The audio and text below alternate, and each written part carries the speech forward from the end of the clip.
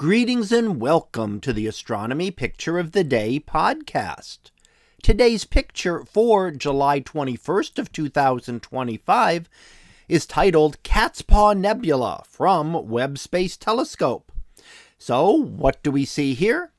Well, here we see an image from the James Webb Space Telescope. And one of the ways we can tell that is by the stars in the image. Those stars have a very distinctive diffraction pattern that applies to the Webb Space Telescope. So we can see that, and that is caused by specifically by the optics of the telescope. As the light passes by them, it will be diffracted and gives us this specific pattern. Now we see a diffraction pattern among other telescopes as well. It's not that that doesn't happen all the time, but the distinctive optics of the James Webb Space Telescope gives us this very distinctive pattern. Now, the Cat's Paw Nebula that we see here, sometimes also known as the Bear Claw Nebula, is also known by its catalog designation of NGC 6334. And here we have a star-forming region, and this is part of what is forming is an open cluster of stars that is forming toward the center of the hollowed-out regions here. And the remaining material around them becomes what is called an emission nebula. Now, an emission nebula occurs when gas is excited by the light from the hot stars. Now, the stars that have formed here recently are about 10 times the mass of our sun, and they formed relatively recently, at least astronomically speaking, within the last few million years.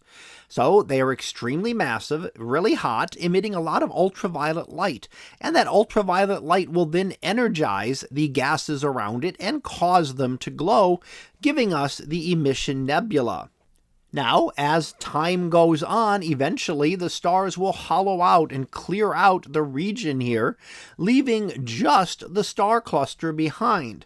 So all of the rest of the nebula will eventually dissipate out into space, although we can see that this is part of a much larger nebula, and as that occurs, the star formation will continue deeper within the molecular cloud here. So the darker regions that we see up toward the top are actually excess material where there is more dust there that is blocking out the light from behind it. Now, the James Webb Space Telescope observes primarily in the infrared portion of the spectrum, and that is very important for studying star formation because of the presence of a lot of dust. Dust is very good at blocking out visible light, so an ordinary telescope looking here, a lot of this could be hidden from us. But when we look with the Webb Space Telescope, we can see through a lot of the dust, at least the dust that isn't quite as dense, and give us a peek into this star-forming region and help us better understand how these molecular clouds begin the process of changing gas and dust into stars. So that was our picture of the day for July 21st of 2025. It was titled Cat's Paw Nebula from Webb Space Telescope. We'll be back again tomorrow for the next picture, previewed to be double supernova. So we'll see what that is about tomorrow. And until then, have a great day, everyone, and I will see you in class.